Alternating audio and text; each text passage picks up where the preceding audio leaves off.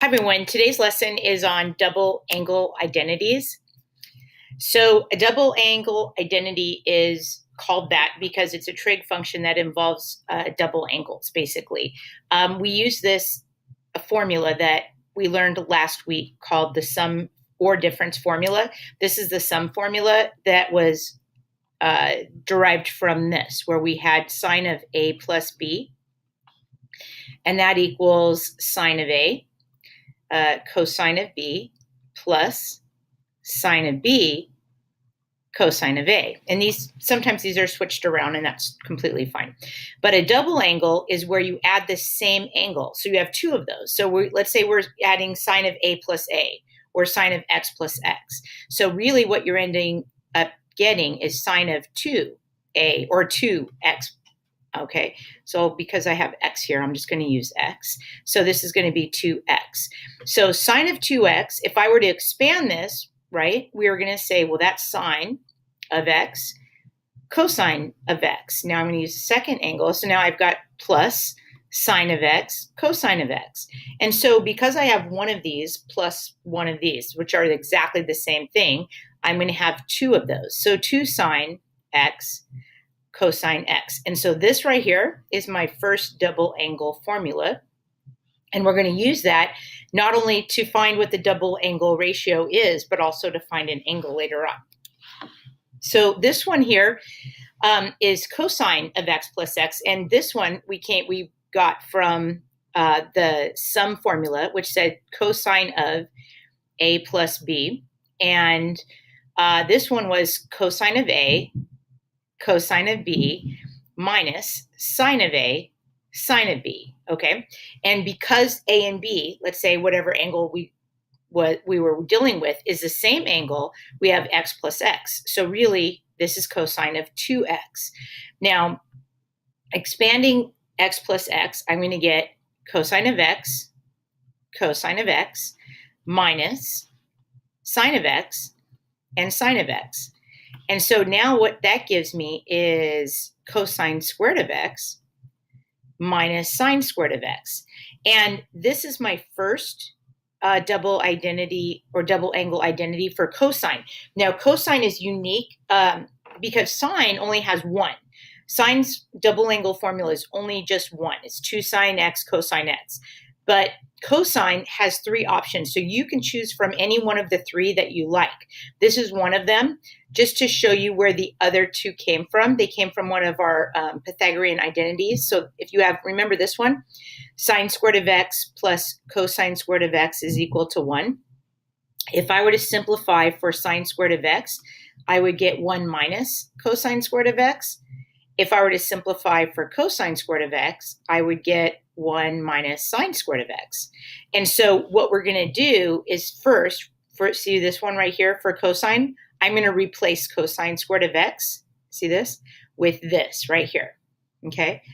And so replacing that, I'm going to get cosine of 2X equals 1 minus sine squared of X, that's this one right here, and then minus sine squared of X. So what I have now is cosine squared of X equals 1 minus 2 sine squared of X. And so this right here is my second double angle formula. Okay. The next one is from substituting the other value. So see where it says sine squared of X right there, that's what I'm going to replace. So starting with cosine of 2X, I'm going to start off with, I have cosine squared of X, that's right here. Okay. Now I'm replacing this. So it'll be minus the quantity of this. Remember, it's a quantity because that minus isn't part of that sign. So we're going to have 1 minus cosine squared of X. And I'm going to distribute this negative sign. And so I'm going to end up getting cosine of 2X equals cosine squared of X minus 1, and then plus cosine squared of X. So cosine of 2X is equal to 1 cosine squared of X plus 1 cosine squared of X is 2 cosine squared of X. So we have 2 cosine squared of X and then minus 1. And so this is my third double angle formula. And so I can use any one of these. You pick one that you really like and stick with it, or vary it a little bit if you prefer. Because there's three different, we have formulas. We have one for sine, we have one for cosine, and then we have one for tangent. The one for tangent gets used very little. This one right here. This one doesn't get used as much because if you remember that tangent of a value of an angle, whether it's a double angle or not, is equal to sine of that angle over cosine of that angle.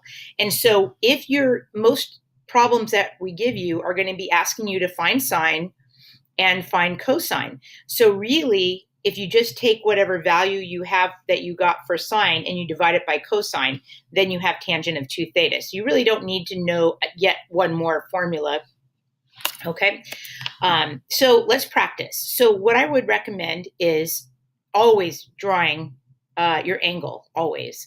And so we're going to start off that. It tells me that I have tangent of theta, and that is in the second quadrant. So in the second quadrant, I'm going to draw a tangent, and I'm going to draw my angle. Okay, there it is. There's theta. And this is theta prime. That's my reference angle. Bring this straight down. And what I know is that tangent is opposite over adjacent, so that's 3 over 4. It is negative in this quadrant. Tangent is negative in that quadrant. Be very careful that you don't put a negative. Just because the negative is in front of the 3, remember, that doesn't mean it goes with the 3. It could go with the denominator. You could write that as this, 3 over negative 4, or you could just simply put that on top, but it doesn't always have to go with that. Anyway, so sine of 2 theta, the formula is 2 sine theta cosine theta.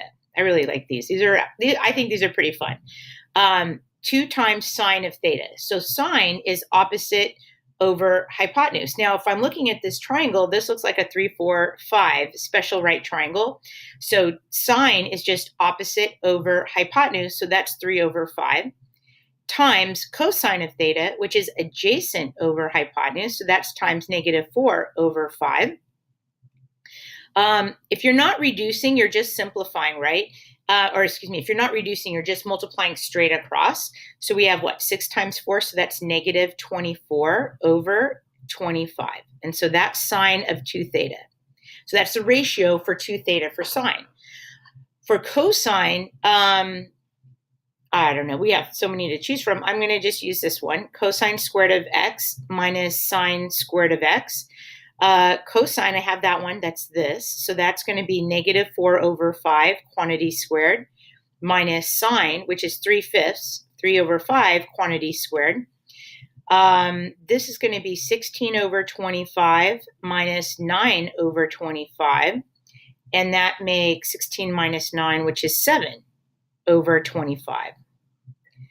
Okay, so far we have sine, we have cosine.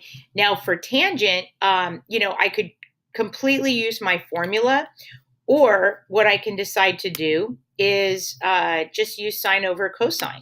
And I think I'm going to do that. So for tangent of 2 theta, that's just sine of 2 theta over cosine of 2 theta, or 2x, and that's going to be negative 24 over 25 divided by 7 over 25. That's going to be 24 25ths times the reciprocal. So let's write that out. So negative 24 25ths times the reciprocal, which is 25 over 7. 25 is going to cancel out with 25, and I get negative 24 over 7. Okay, perfect. So now the last thing you have to do is, this is a really important question. Okay, you're going to get this every time because it is a double angle. It is different than a regular theta because this is theta, okay, from here to here.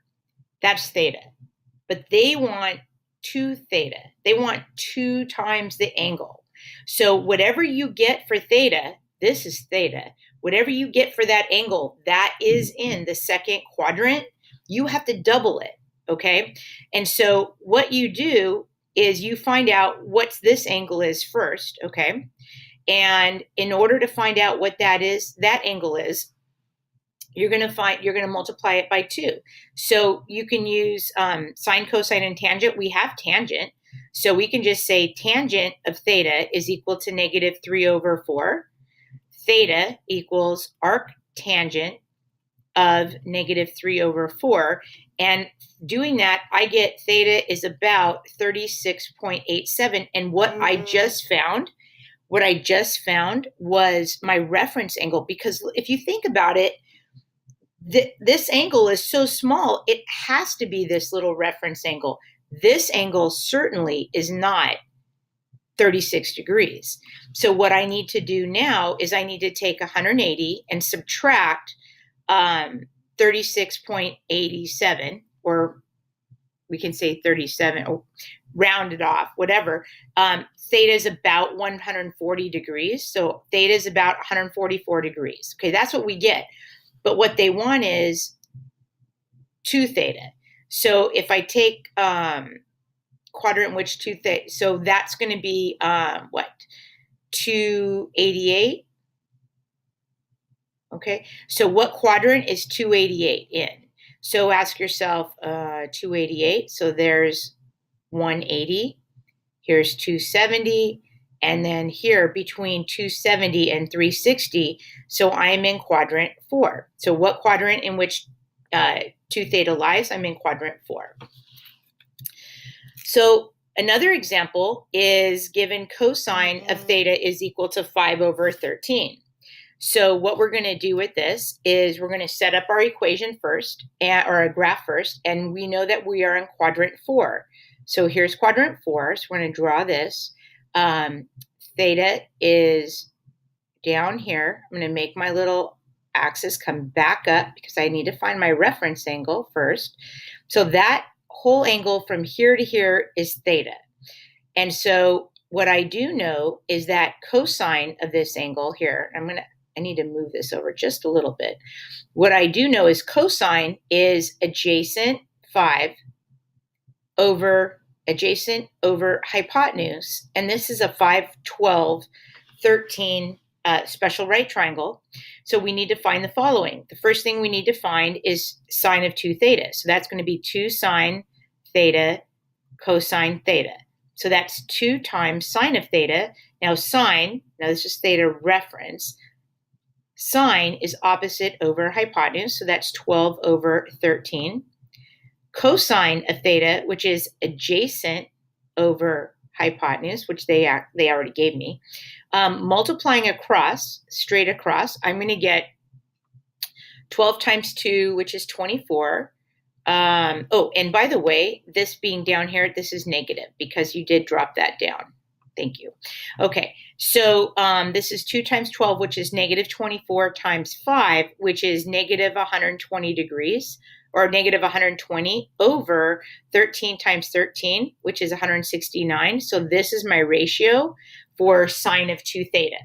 Now for cosine of 2 theta, pick whichever one you want. I'm going to just choose the same one I used last time, which is cosine squared of theta minus sine squared of theta.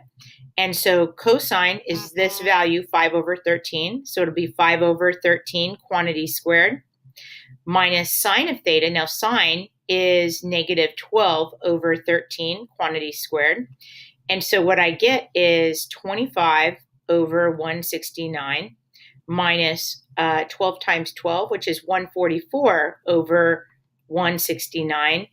And that makes negative 119 over 169. And so this is cosine of 2 theta. And the unique thing about cosine is if you aren't sure what your answer is for this, you could choose one of the other ways because you know three different formulas for cosine of 2 theta. Now for tangent of 2 theta, I have sine, I have cosine. I'm just going to divide those. I get negative 120 over 169 divided by negative 119 over 169. Negative divided by negative will be a positive. So those are going to cancel. My 169s will end up canceling, and I'm going to get 120 over 119. And so this is tangent of 2 theta. And so what I can do now, what I need to do now is find the quadrant in which 2 theta lies. So first off, I need to find out what theta is, okay? And so finding out what theta is, I'm going to use what they gave me up here, which is cosine of theta. So cosine of theta equals 5 over 13. Theta is equal to arc cosine of 5 over 13. And getting that value, I get theta is about 67.4 degrees. Again, what'd you just find? You found your reference angle. You found your reference angle. So what that means is this little angle in here is 67.4 degrees. Well, what that means is I need to take this from here to here, right? Find out what theta is. So I'm going to take, I can just take, what are we going to do? 360 and subtract 67.4.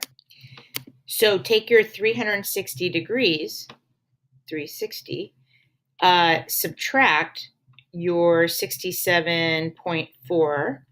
I get 292.6. Okay. And then what I need to do with that is, because this angle from here to here is 292.6. So I'm going to take that value and I'm going to double that. Doubling that angle, I get 85.2. Okay, so what quadrant is 2 theta in? Well, let's see. All the way around is 360.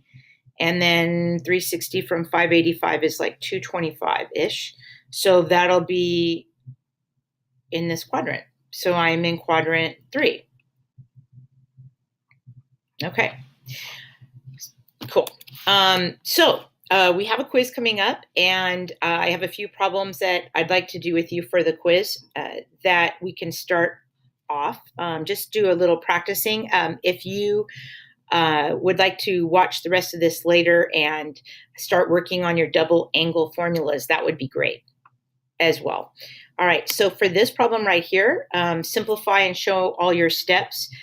For this, we would just, this is a quadratic. This one's pretty quick, where you're just saying, well, that's cosine of x minus 4 times cosine of x plus 2, so 4, all divided by cosine of x minus 4. This as a quantity is going to cancel with this, and I'm going to be left with cosine of x plus 2. And I'm done with that. Oh, this one's a great question. So I really like this question. This is just simplifying an expression, and we have to rationalize the denominator in order to do that. So the first thing that we would do is figure out how we're going to get rid of this value on the denominator, how we're going to rationalize that. And we do that by multiplying by 1. So what you would get is, you would say, well, this is 1 plus sine of x over 1 minus sine of x. And what I'm going to do is multiply by 1. And I'm going to multiply by 1 in the form of the square root of 1 minus sine of x over 1 minus sine of x. And by doing that, what I get is this times this, which is going to be the square root of 1 plus sine of x times 1 minus sine of x, which is a difference of 2 squares. So that becomes 1 minus sine squared of x, all over this value, which is the square root of 1 minus sine squared of x, quantity squared. And by doing that, when you square root and square a square root, that value just comes straight out. And so you're left with this, which says 1 minus sine squared of x, all over 1 minus sine of x. And not too much further, you know that you can take 1 minus sine squared of x and replace it. That's one of our Pythagorean identities.